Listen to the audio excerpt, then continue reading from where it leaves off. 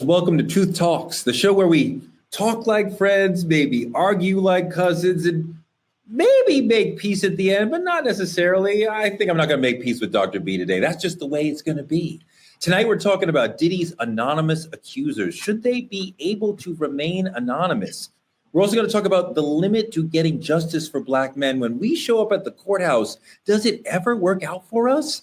And there's another battle between Harvard and the Trumpies over DEI.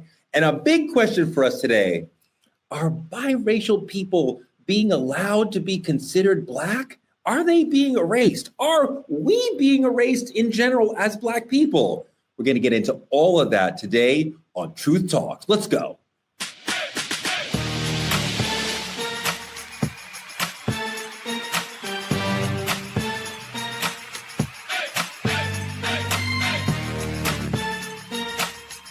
Are y'all ready to roll? Let's go. Truth Talks is back with two of the smartest people I know. You can figure out who the other one is. Please welcome Dr. Cheyenne Bryant. What's up, True Challenge? It's your favorite Dr. Bryant. I happen to be the smart one, number one. Areva Martin happens to be the smart one, number two. And we're just figuring out where them fellas fit in. But let's move along with these topics. You're absolutely Girl right. power. We've seen her on CNN and ABC Live, civil rights attorney and media powerhouse, Areva Martin in the house. Well, one of the two smartest people on the show tonight. Thank you, Dr. B, for repping for the Black girls. You're absolutely right. And I love him, even though I am highly disappointed that he is still not finished reading the autobiography of Malcolm X, but he has seen the movie. That's something. Dimitri. I will finish the book very soon. I promise. I promise. It's a pleasure to be here. Come on, man. This book is like at the heart of what it is to be a Black man. You got to get in there. Misha, when an ancestor talks, you listen, young man. Listen. You see how she do be, Areva? Misha, you can read the Cliff Notes, baby. There, Areva. I love how they advocate for me. I see how you do. All right, look, let's get into trending truths. Our friends at Hair Maniacs are supporting us on this segment today, so we really appreciate that. In trending truths, our first story, a woman has been testifying against Diddy anonymously with devastating testimony. People have been sharing her identity online, even though a man got banned from the courtroom for live streaming and revealing a witness identity of another anonymous witness. Some people say if a celebrity is being named and shamed, the accuser should face the same public. But other people realize we need to protect victims who might otherwise stay silent. We want to talk about, should witnesses in high-profile trials be allowed to remain anonymous? Areva, I know you know all about this issue. We certainly could not get everybody to come into a courthouse and talk and tell their story and tell the harrowing details of what happened to them, whether or not they were participants of the crime or a victim. We cannot get everybody in to deal with the actual crime we have if we don't at least give some people anonymity. You know, Teray, when I'm not spending time with my favorite co-hosts like all of you here, I'm on TV a lot talking about legal cases and trying to help people understand our criminal justice system, our legal system. And one of the things I want to make sure folks understand, the witnesses that you are seeing, many of the witnesses that you are seeing brought into the courtroom in the Diddy trial are witnesses that are there by subpoena. Meaning they have been forced to come into that courtroom by the prosecution, by the government. You could be going about your business, living your life, and you get a knock on your door and you get served with a subpoena, which means you have to show up and give testimony. If you do not, you can be held in contempt of court. You can actually be put in jail for disobeying a valid subpoena. So this isn't a civil case where someone is suing Diddy. And yes, in that case, they should be forced to give up their identity because they are bringing him into court and he should be able to face his accusers. In this case, this is the government. This is the prosecution is the government bringing criminal charges against Diddy. So these witnesses, they're not there voluntarily. And we heard the stylist who testified say he would rather be any place other than in that courtroom, but yet he was forced to be there by the government. Dimitri, the court gave two witnesses anonymity. So the court did not name them, and the court sketch artist, as you see in the sketch there, does not fill in the face. But the media, the online, quickly realized who these people were and named them and showed their pictures. What do you make of anonymity in a world where the internet is just going to come right behind and say, yeah, well, we know who she is? It doesn't exist. I think the thing about it is social media, the identity of it is to be as nosy as possible. Is to say, hey, I received this information first. Let me tell you exactly who's in this courtroom, because it just doesn't. There's no exclusives for even in criminal cases. There's no exclusives specifically for these courtrooms because people are just too damn nosy these days. I think the thing about it is we shame predators intentionally. This is what we do intentionally. But the question is, the people who are the survivors, are we attempting to shame them too? Like, I think they should absolutely remain nameless and faceless. Yeah, Doc, it's been really difficult because these women in this trial, it's been women requesting anonymity to tell stories that are horribly mortifying to them. And then they're outed anyway. But they're like, I have a hard time talking about this if I can't do so through the cloak of privacy. How do you feel about all this? So Ariva said something really begs subpoena, right? These women are subpoenaed by the government, by the government, and they're under oath. And so they have a lot to lose by taking a stand and not telling the truth or whole truth, nothing but the truth. Right before Diddy got incarcerated, his team reached out to me to provide my services for him, Carisha, and the entire team, saying that they need this and he really wants to be able to move into a place of getting some help. And I consulted with my team at Dr. Bright Institute, and they said that may not be a good idea. You know why? Because of what Ariva just said. They said, you do that, guess who's going to be subpoenaed? Guess who's going to have to take a stand? And I will have to tell everything that is exchanged in session. There is no confidentiality at that point. So in addition to that, when it comes to, these victims having privacy, they don't have it. Everyone knows who Jane is. I'm not going to expose it, but 50 Cent posted it on his page and said, this is exactly who Jane possibly is, which is tied directly to him. So there is no privacy for anyone in a court. O.J. Simpson didn't get privacy. The only difference is we got to watch O.J. on live television. We're not able to watch the Diddy case on live television. I don't know why. Well, because it's a federal trial and OJ was a state trial. I mean, OJ was accused of committing a crime. People who are victims perhaps should have the ability to tell their story quietly, privately in a way that doesn't leave them feeling like their own lives have been damaged. But I do want to hear you talk a little bit more, Doc, about the opportunity, let's say, with Diddy that his team asked you to provide your mental health services to their community. Yeah, totally. When his representatives reached out and said, "Hey, Doc, we would love to, set up a session with you." And was it Christina?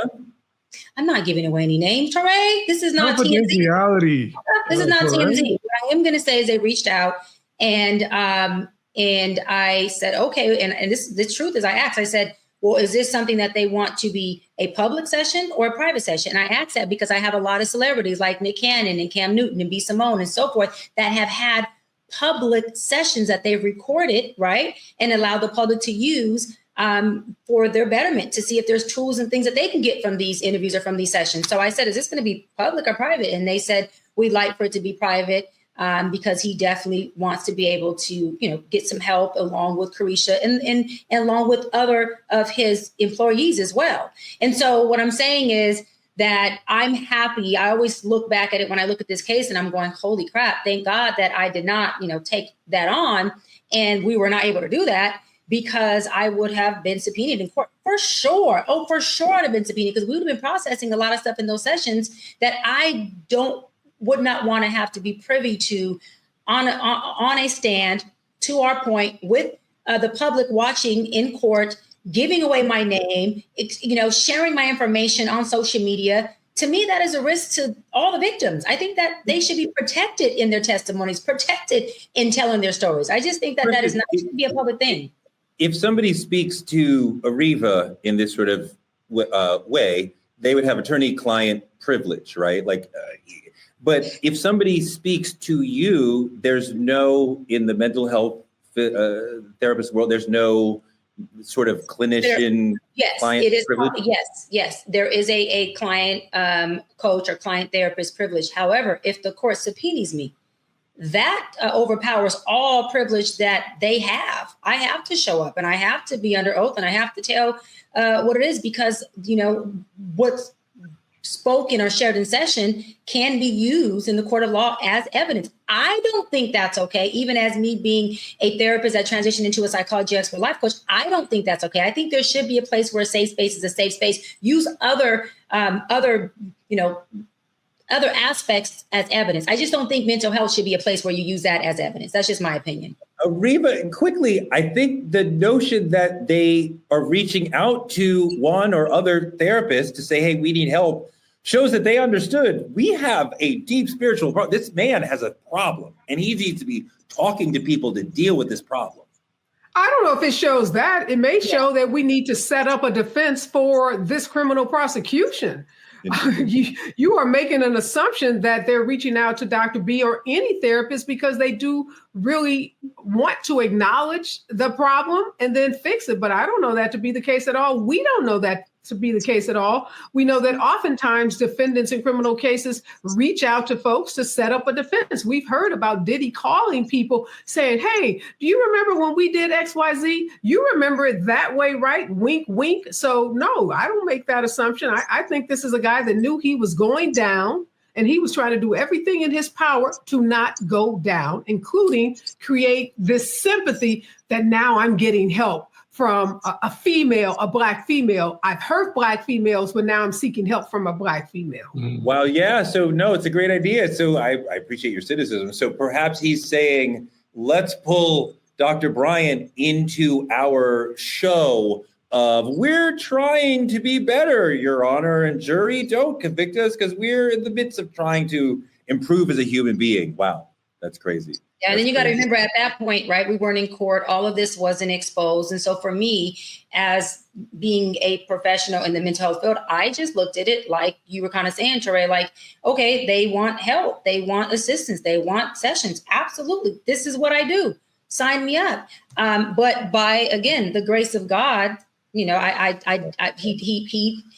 detoured that. And I'm okay with that. I'm definitely okay with that. Dimitri, going back to perhaps life in Chicago, I think you understand how sometimes some people are like, I need to be anonymous in this situation in terms of testifying. We've talked about people being subpoenaed, so they are forced to testify. But when you're forced, sometimes you're like, can we please just keep this private so the world does not know that I have testified? Absolutely. I think being anonymous in this case, in a lot of cases where it may be life and death, being anonymous is not hiding, it's surviving for a lot of people. It is your ability to maintain a normal life after you leave that courtroom, maintain a life after you leave that courtroom. So for a lot of these people, this isn't a small deal. We've seen how powerful Diddy is in situations outside of the courtroom. We see how much money impacts how much he's able to control. So if it was me and they was calling me to the stand, I'd like to be anonymous. And I think they should grant that to every single witness, because clearly they need some witnesses if they asking therapists, every single witness that enters that courtroom. Is it fair to the defendant? Is it fair? I mean, has the defendant been fair? That's the, I mean, hey, maybe not. In a lot of cases, I can see why you make that point. Maybe not, but this is life and death here we're talking about. This is delicate situations we're talking about. It may not be. The defendant can see who he's talking to or who she's talking to. The accuser is not hidden from the defendant. They are hidden from the public. So their lawyers can speak to this person. The defendant can see the person, right, and speak back to them in their own way when they get to testify, when they get to cross. So, I mean, it's not hidden to the defendant, to the person who perhaps allegedly did these things. It's only hidden to the public. And sometimes the conversation needs to be between me and you who did this to me and not have the whole world. It would be wrong, I think, to have only anonymous accusers, right?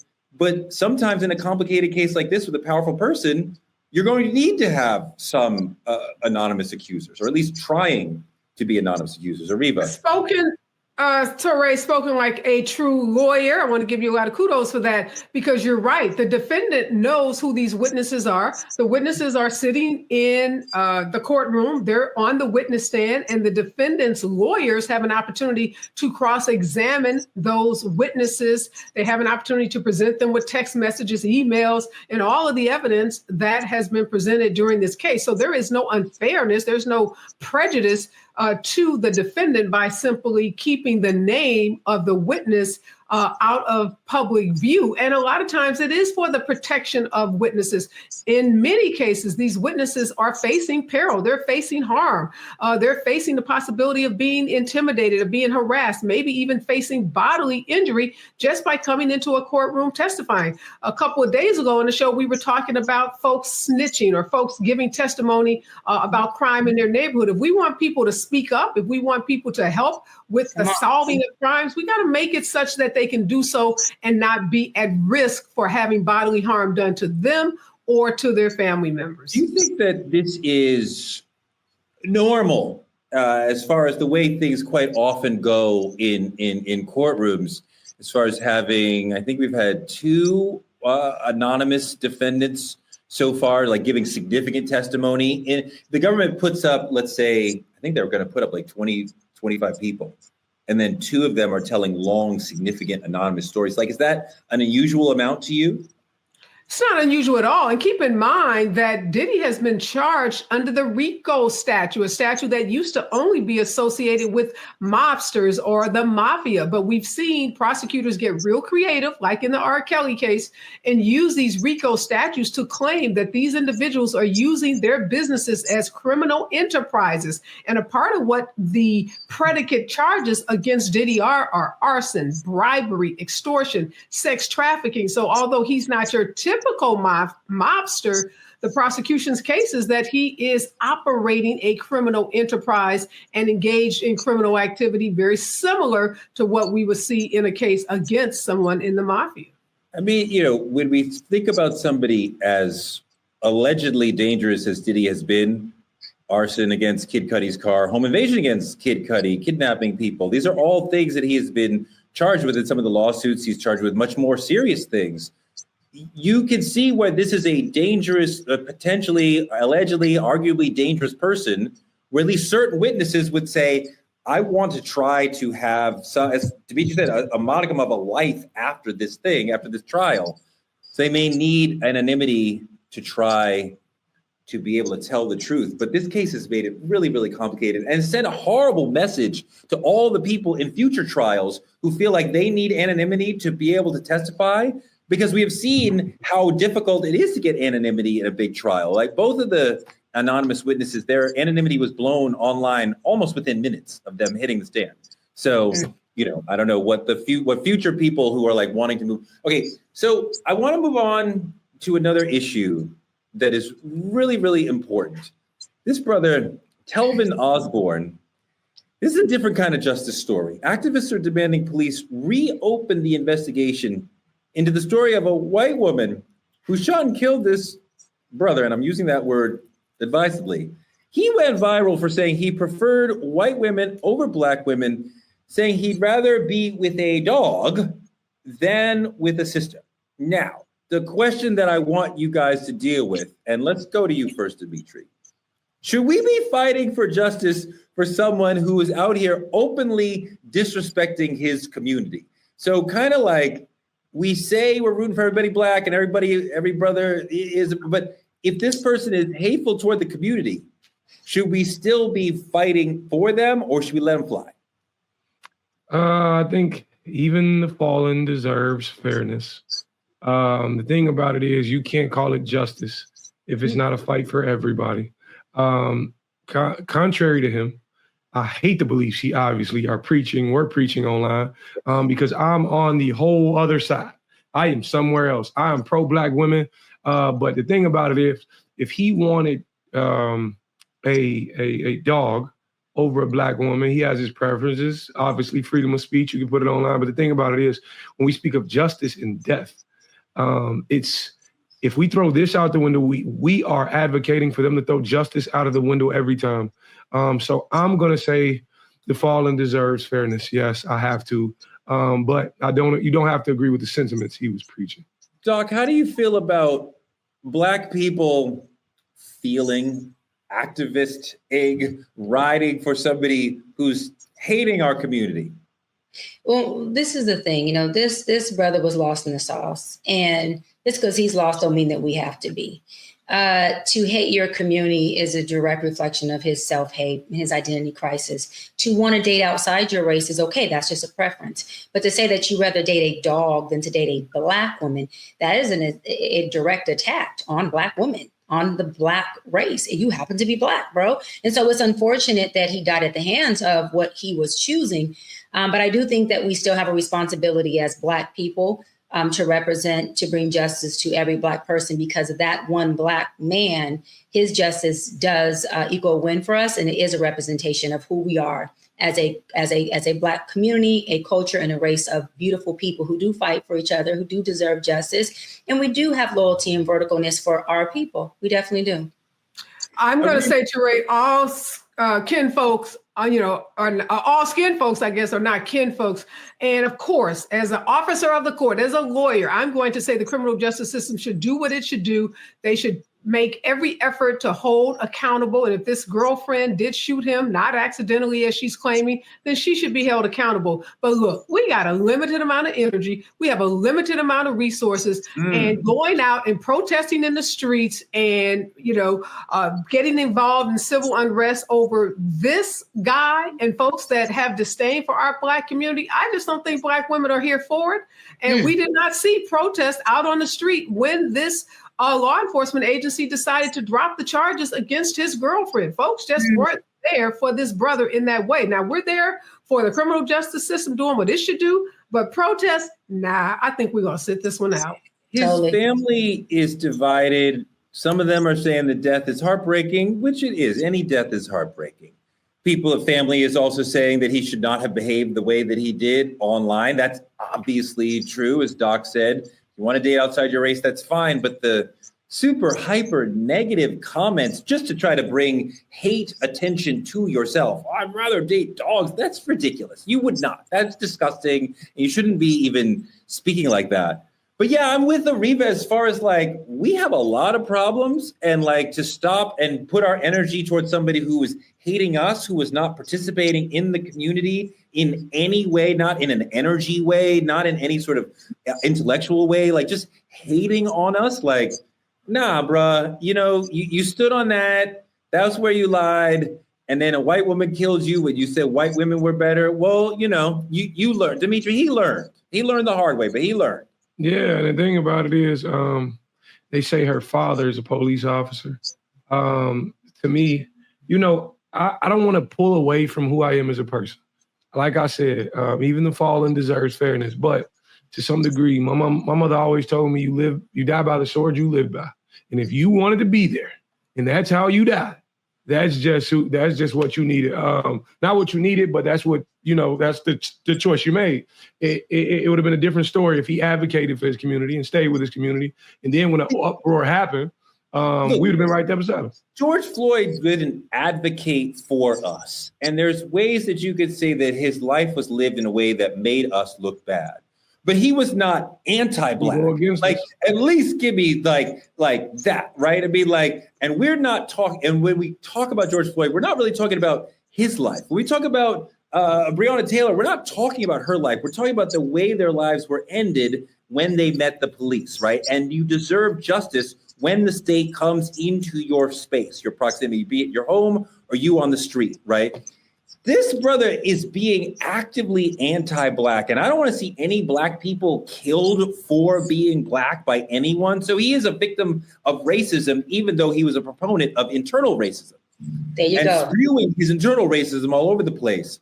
But yeah, no, I can't see anybody advocating and spending our precious finite energy on someone who is actively anti-Black.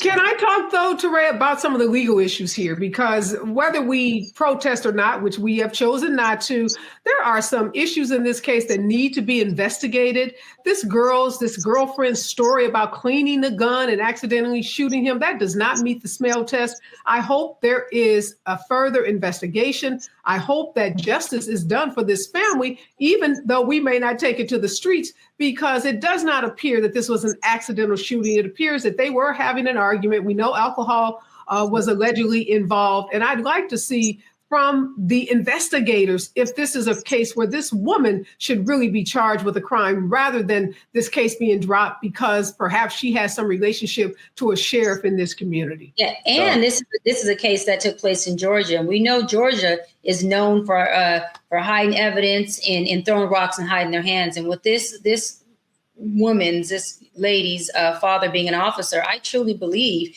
that, he had a big role in making sure that this investigation took a turn. Her charges were dropped when the legal system already said that the phone call and the evidence is very skeptical. So if it's skeptical, why are her charges dropped? Have you proven that this gun fired off on accident? Have you proven that there's evidence to say that she did not? Have you ruled that out? Right. So to me, it's tricky. Georgia does this thing. And that's why I'm so happy. I love my Atlanta. I love my Georgia, but I'm so happy I'm a LA girl because they get to hiding and covering things. They do it everywhere. But Georgia has really, even with the twins, Georgia's doing that now with the twins and their evidence. It just has to stop. And this is all systemic racism. And I don't think he got what he deserved. I just think that he got what Black folks have been experiencing year after year after year, whether they're dating a white woman or not. And it's unfortunate. And hopefully, to Ariva, they can pick this case back up. And that's where I believe us folks that are Black would have to be the ones that are participating in this to have them pick this case back up, because this Black family deserves justice, regardless of his position on us. And this lady deserves to do the time for the crime, the murder that she allegedly, was behind the trigger of. But can I say that this is a cautionary tale, Black folks out there that want to dog out your community? It is the Black community that gets these cases, the kind of high profile attention that often will cause the police to go back and do an investigation. Yep. It is us taking to the streets. It's us using our social media accounts that often will cause police to reopen cases that they have closed. So if you want the kind of heat that we can bring as a Black community for your loved one, tell your loved ones to quit trashing us. We are going to be there for Black folks, but we also need them to be there for us. 100%. Dimitri, do you think he's going to get justice, Dimitri? Ain't no justice coming from this. There's no justice because at this point, what he asked for and who he chose to live his life with have concluded their case. And if Black people aren't going to fight for it to reopen and rush the streets, there's nothing going to come of it. I think it's a done deal. I mean, I don't really want to see any Black death be forgotten. And even if the person is racist, I still want them to be treated as a human being, which is perhaps more than the racists want for us. But, I want to keep an eye on this story and see how it goes. But I don't want to be marching and riding for this brother because, the anti-Blackness is too much. We've been dealing with so much anti-Blackness from white people. When I get it from Black people, I'm like, okay, go ahead. Go off with your white girl. Go to the trailer, have a good time over there with that, because don't bring that over here. And the moral of the story is the white girlfriend killed this guy. That's what happened. Regardless of whether the court says it or not, that's what happened. Get Out. Get Out was a good movie about this. But go ahead. I want to move on to our politicking segment because it's actually really hurtful to see this going on, Ariva. There's Harvard canceling all its affinity graduation ceremonies. So there's no Black graduation, no Latinx, Latino, Latina, no LGBTQ plus graduation. A lot of other schools followed: Notre Dame, Wichita State, U of Louisville.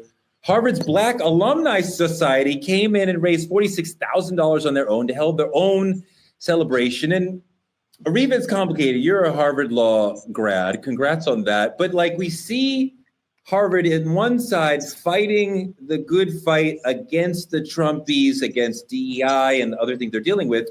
But then they seem to capitulate on this side. What do you think is going on? Look, two things can be true at the same time. Harvard did file a lawsuit against the Trump administration when other universities like Columbia University did not. When Columbia took a knee, Harvard did stand up. But let's not get it twisted. Harvard, through Black president, first African-American female president, Claudine Gay, just a year or so ago, under the bus, drove it over her frontwards and backwards. Harvard has disbanded its DEI programs in the form that many of us that went there know it. Harvard, as you said, canceled its affinity graduations. Harvard should not be applauded for being some, institution that is holding up diversity, equity, and inclusion. So at the same time that they are suing the Trump administration, and let's be clear about that, that is to maintain its position as, one of the world's greatest universities, is to maintain its $53 billion endowment, is to maintain its, tuition, nearing $100,000 for some students, and it's to maintain its business.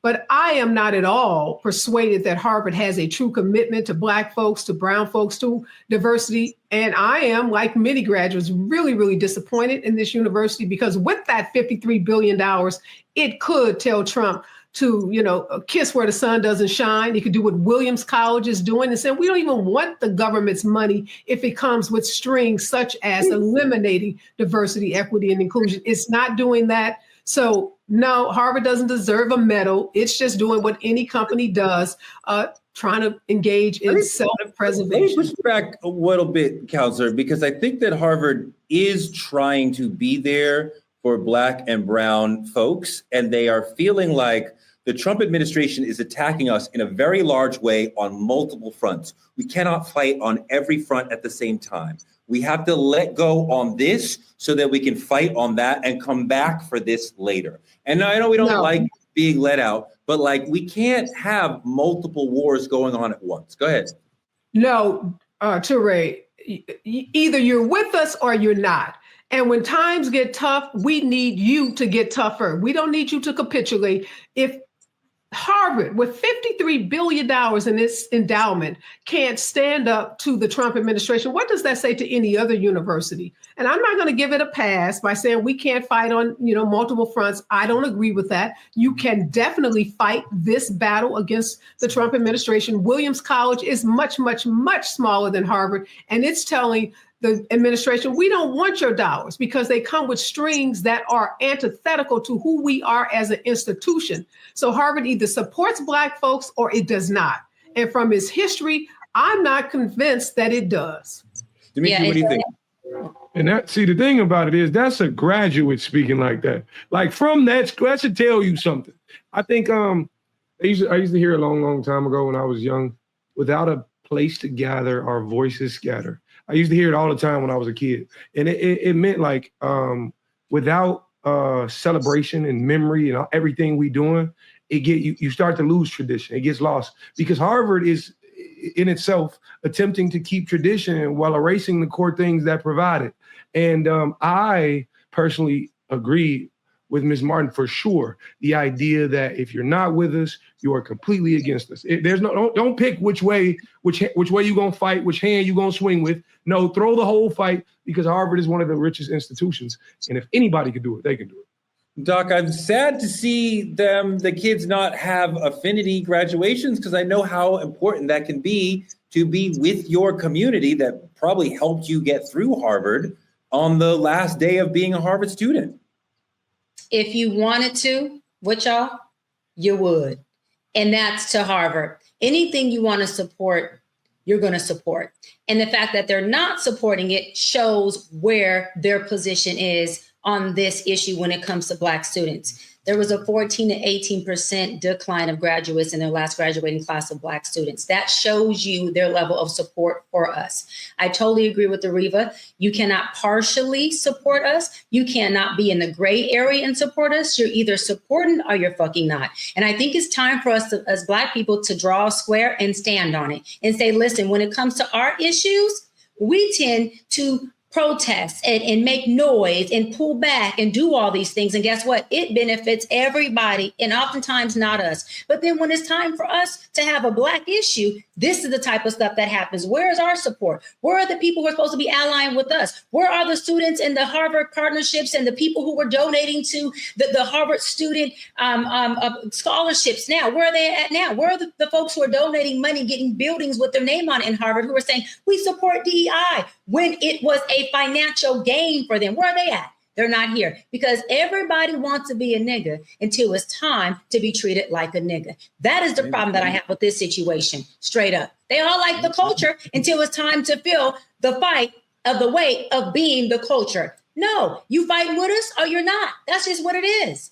It's always a good segment when we could quote Paul Mooney. Everybody want to be a nigger till it's time to be a nigger. Thank you for bringing that up. I love that. Fantastic conversation. I want to move into our main topic, which should also be a fantastic conversation. The U.S. Census has changed how it counts people. Thank you, Hair Maniac, for rolling with us today. The 2020 census marked the first time that biracial and multiracial people were allowed to choose more than one race. But after reports of inflated numbers, the census is recounting and fixing the census based on what government workers assume is dominant. This sounds weird. Some say this is erasure of us and ignores the fact that many Black people have more than one identity. Listen to this.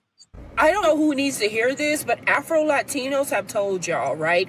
Biracial Black people have told y'all. And other Black people have told y'all over and over again that mixed Black folks exist, okay? As someone who grew up with West Indian roots and African American roots, right? Those are different cultures. I am allowed to say that I am ethnically mixed, okay?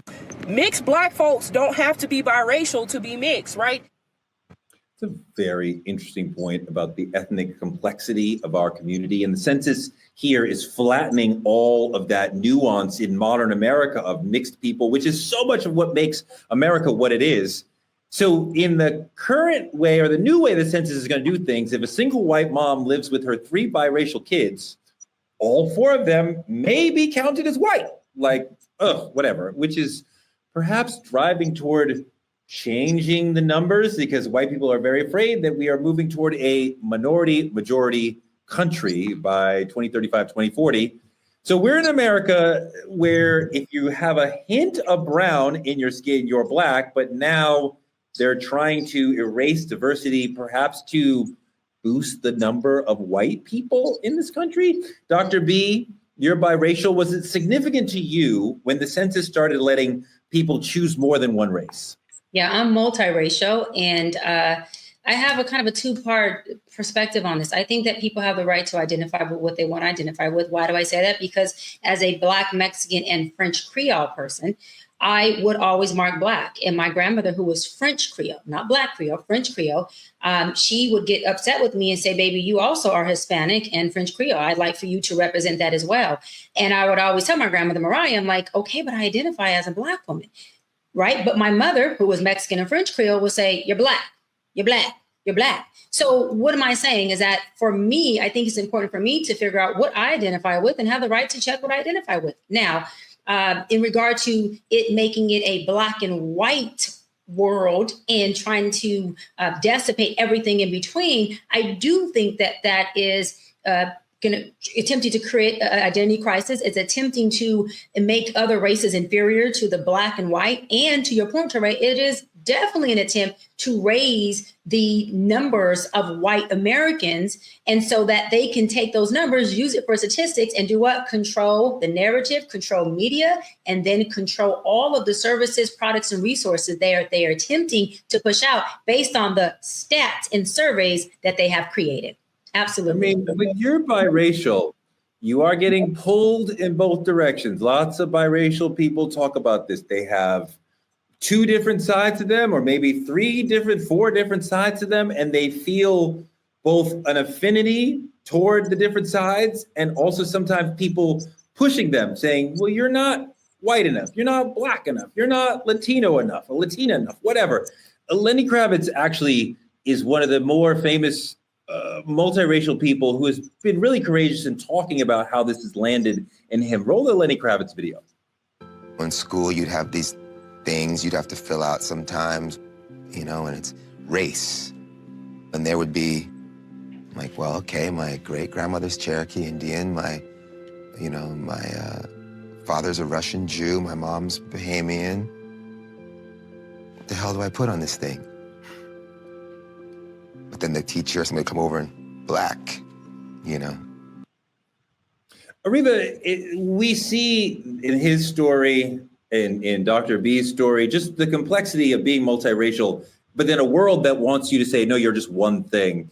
Do you think this census choice, this change by the census, is some sort of attempt to raise the number of white people in this country? So before I answer this, I know you're going to call me sinister because you've used that word throughout the week that I've been hanging out with you. Cynical. But cynical, yes. So I'm going to say that which you're going to probably characterize as cynical again. Absolutely.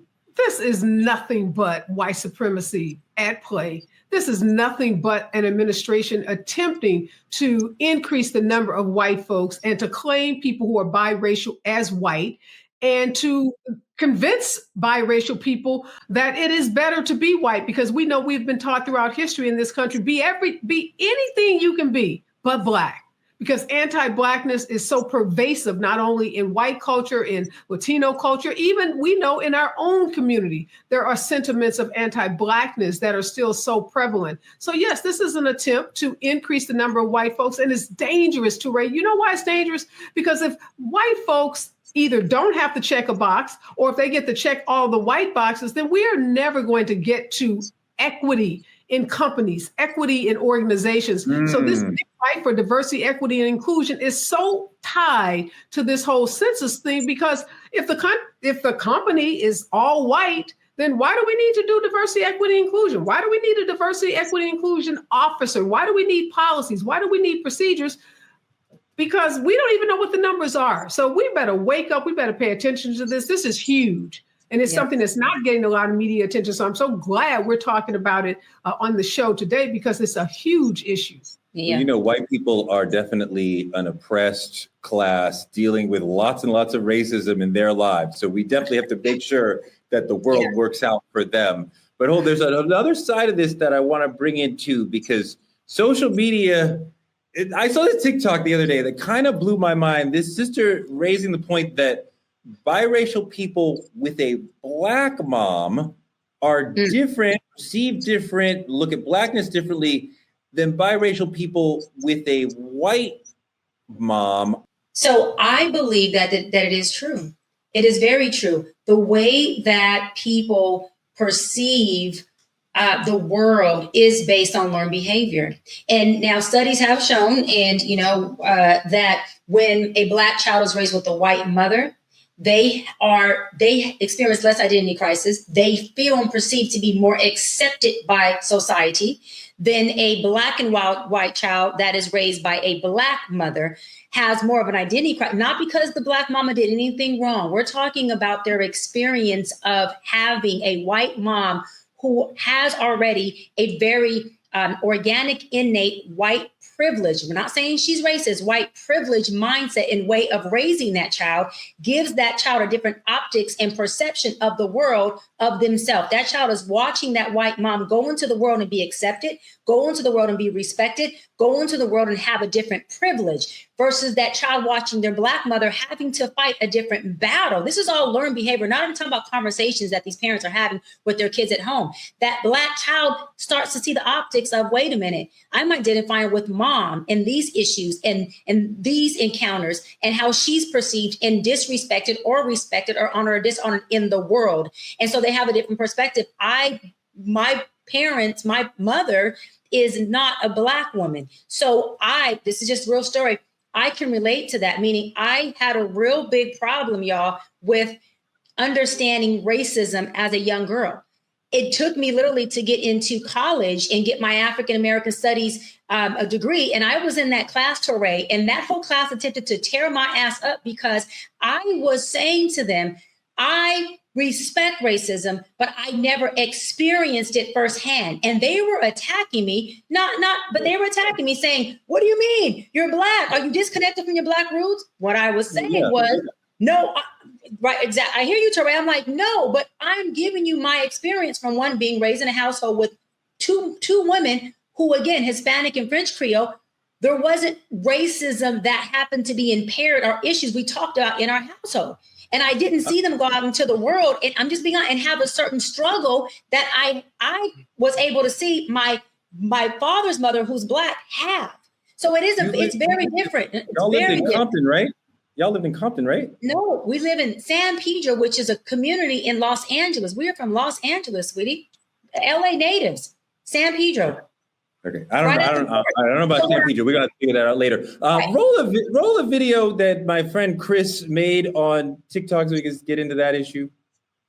Mixed children who have white mothers tend to be more exposed to internalized racism and colorism because of the lack of intersectionality among white feminists. People are like, yeah, children with white moms tend to be a little anti-Black. And I was like, shoot, I got a white mom. I will admit that there was some definite anti-Blackness like stuff when I lived with my white mom. And my grandmother sees my brother's shirt, and he's wearing a shirt that looks just like this with Malcolm X and the rifle.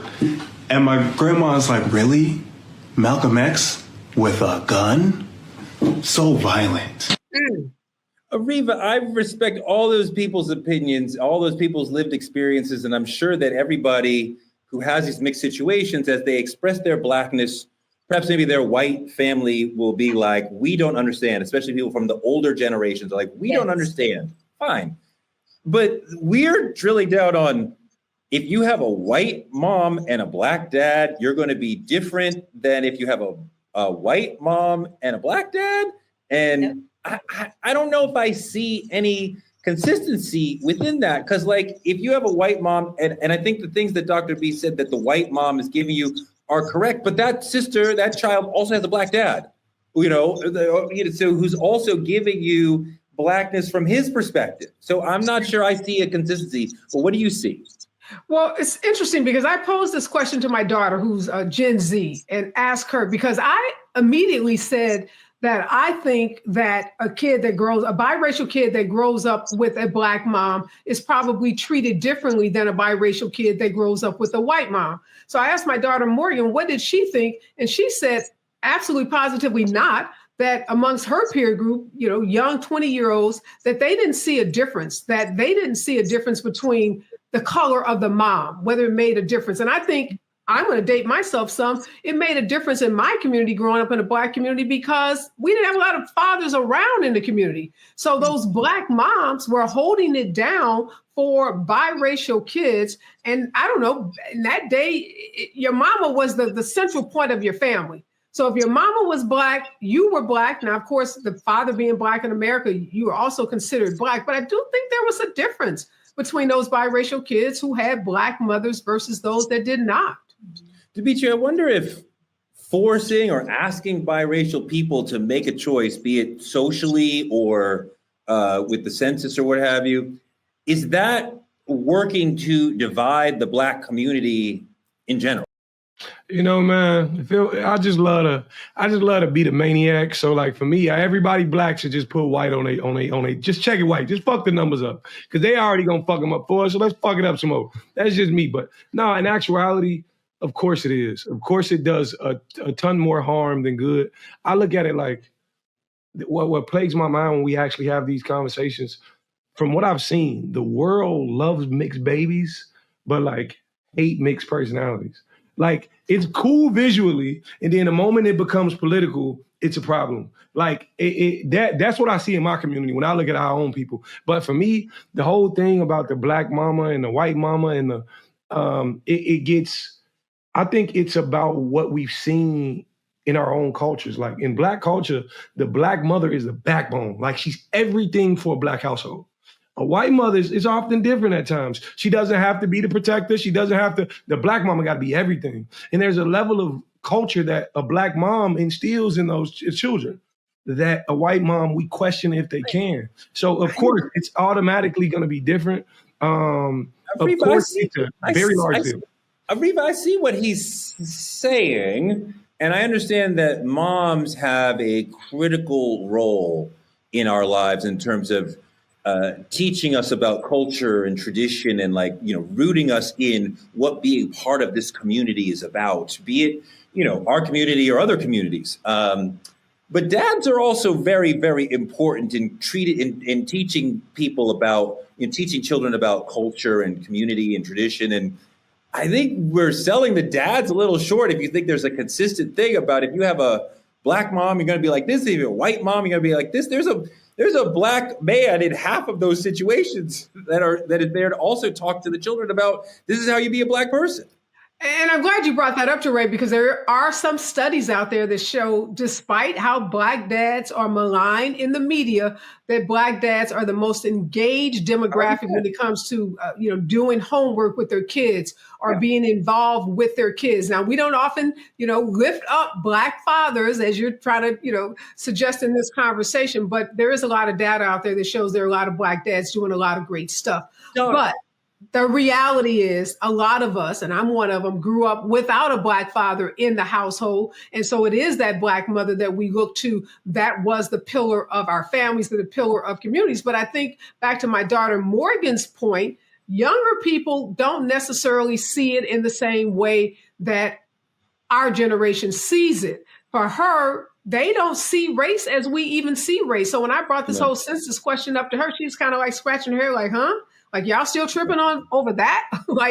So I think, Dimitri, your generation, you're probably closer to my daughter's age. I don't know. I don't know if you all are tripping on race the way we perhaps did some years ago. Dimitri, what do you think about how, in your relationship, in your experience, how moms teach Blackness?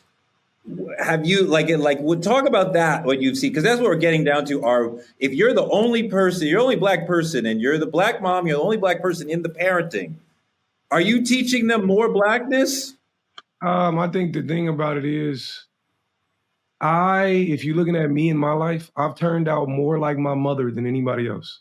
Like exactly how the world treated my mother, whether it was good or bad, is how it shaped me to be. So if I saw the world being disrespectful towards my mother, I sought to be the protector of that. That's what instilled it in me. When I saw my mother had no place to voice her own opinions and her thoughts and her issues of what she dealt with when she was younger, I became that safe space to talk to. So I just think how pivotal a mother is in the household, we drastically undervalue. As a Black father, I don't think that's not particularly the conversation we're having, but as a Black father, I don't think I turned out more like my dad, and my dad was present.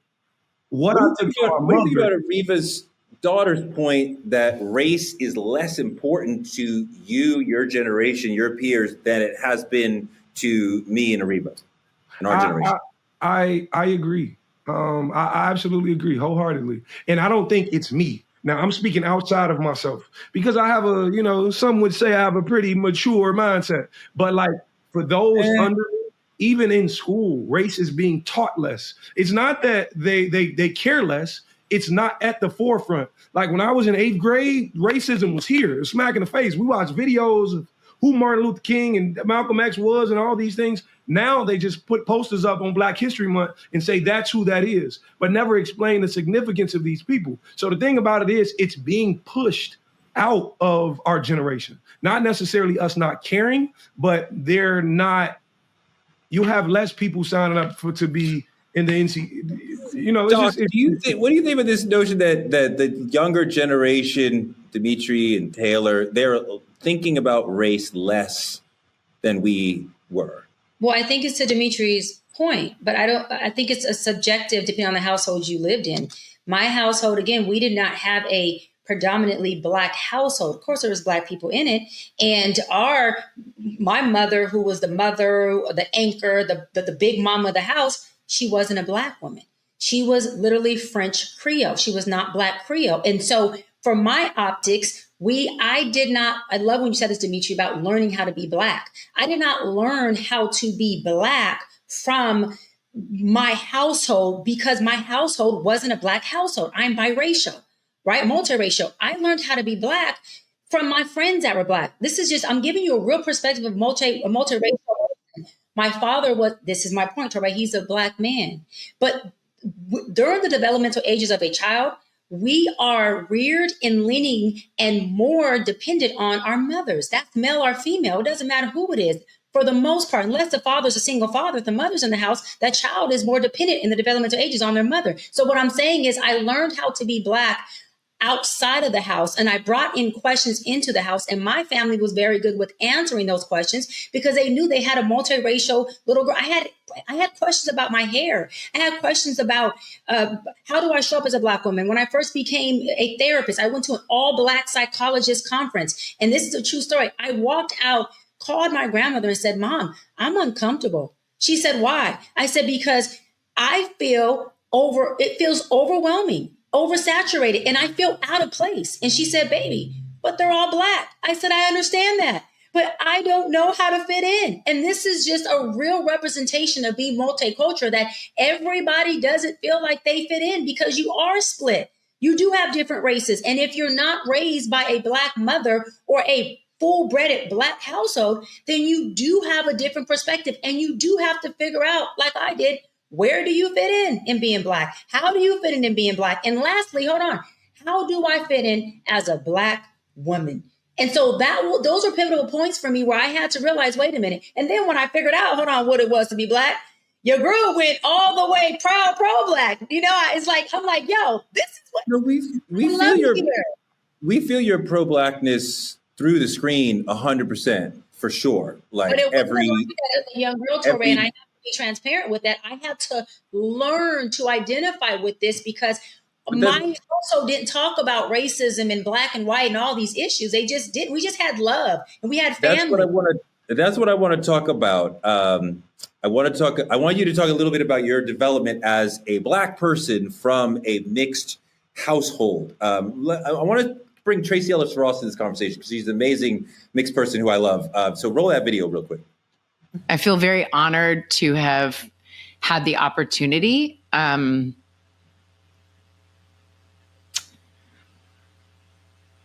represent Black women, and I've taken it with a lot of responsibility. And it's really important to me that we are able to be seen with the humanity and the power and the beauty and all of it, but really the humanity, that we can be all the things. Shai, how did you learn to be a Black woman, which you were alluding to before, as a biracial woman? And how does your non-Black mother help you get there? Right. And so I was always a Black woman, right? DNA and who I am and hair. But culturally, I had to learn what that culture looked like for me. And I wasn't always accepted fully by Black women through K through 12. And that's just the truth. I was either, not Black enough or too Black for the Mexicans over here. And I damn sure didn't fit in with the white people. And I wasn't trying to. I'm just keeping it real. So I had to really figure out what my identity was. And once I figured out what that identity was, which is now I'm vertical in who I am, there became this extreme, powerful Black woman thing. And lastly, I'll land on this. When NAACP, my branch, approached me and asked me to run for president, most people would have jumped to the opportunity. You know what I told them? I said, I need to pray on it. I need to sit on that, to make sure I can really be in service in this position, because I want to represent and I want to serve in the right capacity. I want to make sure that I, as a Black woman, would be able to represent our Black culture and community collectively in the right way, because I knew that I had come from a place of, again, we had like a hippie household. It was love, it was family, and that was all we needed. We didn't talk about this person's white, this person's Black. So when I said in my class in college that I hadn't experienced racism, I was very naive to racism. I had to learn it. I had to see it in my adult age to really understand the pain behind it and have a different perspective of our people. And that's the truth, because when you're not raised in a full Black home and you don't get to really understand the nuances, then you don't have the experience, and words don't teach, experience does. And I have to take my words, go get my experience, and here I am. I mean, there's no Black person who has not experienced racism. It's not a white person coming up to you and saying the N-word. We are here in America because of racism. Systemic racism impacts all of us, whether or not somebody actually says these words to you, where the police beat you down because you're Black. But Ariva, Black mothers are critical to teaching Blackness and putting us on the road to being proud and being representing the community. What do you think about all that? No, 100% Black mothers. I'm one of them. We are a rare breed, and we do set the standards, I think, for the culture for our communities. But I don't want to discount Black women like Dr. B and my good friend Kamala Harris and other biracial Black women who stand in their Blackness, because we know there's an effort by the Trump administration, by Donald Trump himself, to define who is Black, who gets to say they're Black and who's not Black. And we have to make sure in our community that we are embracing women and men like Dr. B, like Kamala Harris, like anybody that defines themselves as Black, because we and these individuals, they get to define themselves. We cannot let Donald Trump or MAGA or anyone define what Blackness is in our community. So great conversation about Blackness. Keep on standing in your Blackness, Dr. B. And we as a Black community got to keep accepting that Blackness comes in many shades, many forms, and many expressions. And it's not just the Black mothers, although I'm one of them, and I rep for the Black mothers, but there are a lot of white mothers and Mexican mothers and Asian mothers and other mothers that are raising strong Black people. And I'll be a Black mama as well, Reva, with you at some point, which would be an interesting concept to be a Black mama that wasn't raised by one. That's a whole other conversation. Yeah. No, but the Blackness that you've learned from your community, from your mom, who clearly loves Black people, from your dad, from the people in your life, has flowed into you. And we see how a mixed person can be as pro-Black and as radiating Black energy as any of us. And I read you just spiritually, just energy-wise, as like a Black person. And I think I can feel some people who feel themselves very much into communities and some people who don't. And both those choices are fine. And like, just from what I know of you, I feel you, Shai, is like, you're with us 100%. And I love that. And I love people who make an affirmative choice in their life to be in with the Black community. Because I want people to be actively choosing us, because it's an amazing community and this culture is everything. This show has been everything. You guys have brought the spirit and the funk. I really love the energy and the courage and the heart you guys brought today. So like, congratulations and thank you for bringing everything and just laying on the line today. That is our show. Like, comment, and subscribe on our YouTube at Truth Talks Live. Support us by donating to Truth Talks Live or visiting our website. Become a VIP member of the Truth Lounge. Advertisers, small business owners, influencers, you can advertise here. Go to truthtalkslive.com. Get involved. We can let your message be known by our 10 million subscribers. So get involved with the Truth Talks family and let's build Black media together. Next week, we'll be joined by Judge Lauren Lake talking about what it means to live Black and bold and bodacious. I am all about that. Dr. B is all about that. Dimitri's all about that. Ariva's been living her life all about that. So thank you so much for joining me. Truth Talks airs weeknights at 8 p.m. EST and 8 p.m. PST. We will be here for you, with you tomorrow.